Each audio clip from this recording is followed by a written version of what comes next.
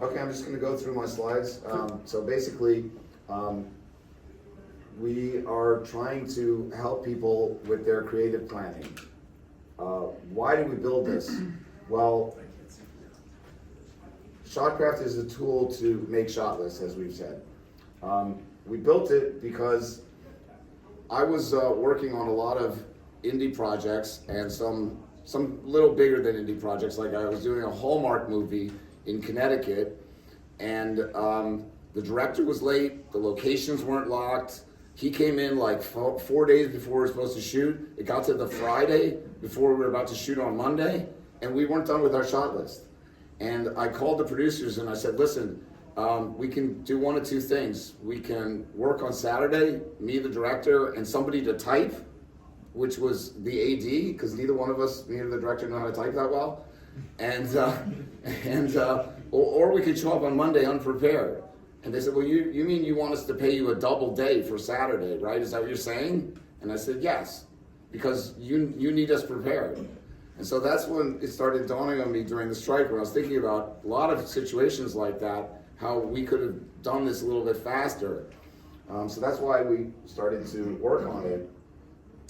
Basically, it's a really simple tool. You upload your script, it generates a shot list, which you can then customize. It's got 6 or 7 different fields, including notes. And then you can add pictures, and you can output and share it with your team. Here's a little 40-second video. Here you are uploading a script. It breaks it down. Now you've got your shots on the right, your script on the left. You can put in what kind of movement you want. If you want it to boom down there, you can say if you have multiple cameras, how many cameras, what camera is going to see that. Now you can include images. These could be images you take on set, or they could be scout images. They could be images you created. And then you can drag and drop and hit the button and bang, you're done. So there's your shot list. Establishing shot, craning down to bustling city of New York, medium shot, tilted down, steady cam, long lens, etc. So now I just wanted to give you just an overview of like some of the other digital tools that are out here. One of the big inspirations for me was ShotDeck, which is a very generalized tool where you can grab images from movies. And a guy named Lawrence Shearer, who's a cinematographer, you guys might know, he shot like Joker and all these big giant tentpole movies. He was involved with the creation of that. And it's sort of in the same realm as some other tools that aren't really filmmaking tools, but are used by filmmakers like Canva and Miro. There's a bunch of storyboarder apps out there, and they're very specialized and also kind of expensive, the ones that work well. And then there's the screenwriting programs I mentioned, Sync on Set. Studio Binder, maybe some of you know, is a great tool, but it's a all-in-one. Like you have to buy the shot listing tool, which doesn't use AI. You have to buy the screenwriting tool, the budgeting, managing, etc. So just want to show you like what the landscape of what's out there.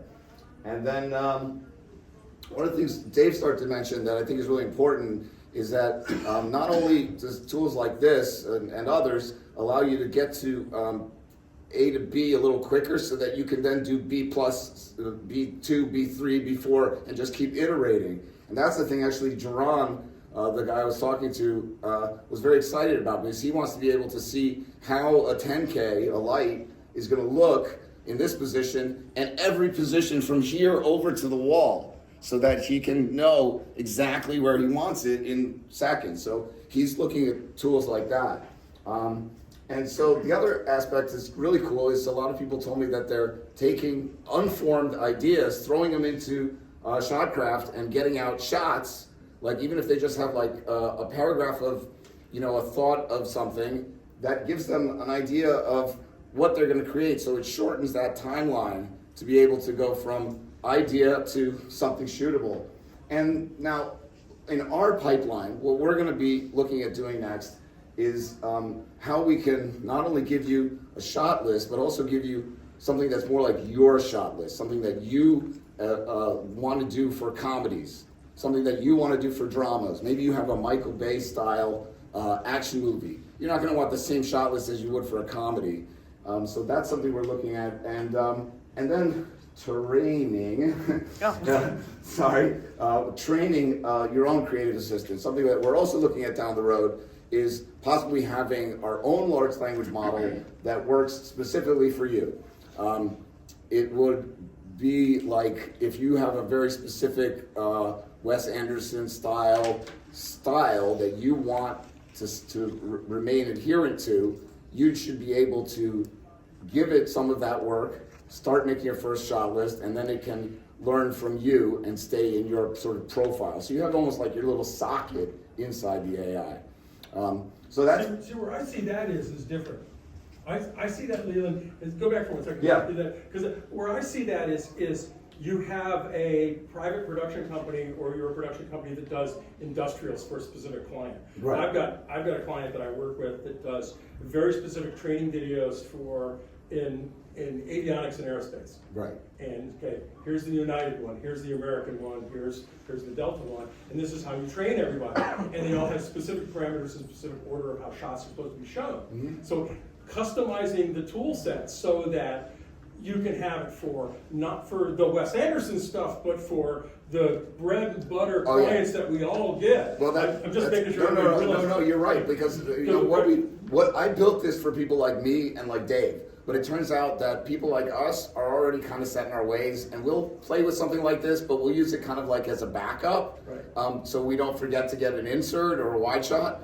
But the people that really love it are the people that are on the lower end of the spectrum, that are doing the industrials, that are doing a huge volume of work. They're making like dozens of short films for real shorts. We have one user that's making he said 50 short films the next 3 months. And also people that are learning. That maybe haven't done a shot list, but they know they need to do one. Well, this gives them the basics. So let me just leave you with these 2 QR codes, because one of the things that we've done is try and build a community around AI, get people less scared, partially.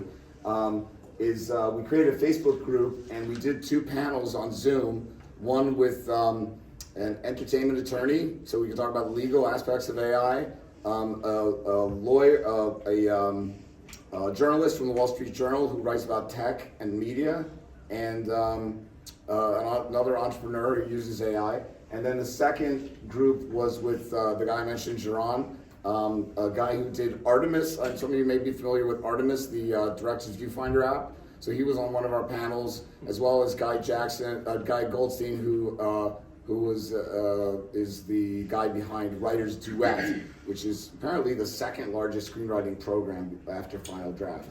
So he has also an AI tool that ingests and understands screenplays and spits out something that's a little bit like coverage, but it's not exactly coverage. It gives you like a map of your screenplay. So I think we're going to see AI injected into these processes as we go forward. And it's, as I was saying earlier, it's what we want it to become. It's not like AI's when I talk to Paramount or all these big companies about AI, they don't want to do image generation. They hate that idea. They want to know how they can speed up the process they have right now. It's all about cost effectiveness. I'm going to bring it back to David for a little bit while we switch over. Should I just unplug this stuff? Yeah.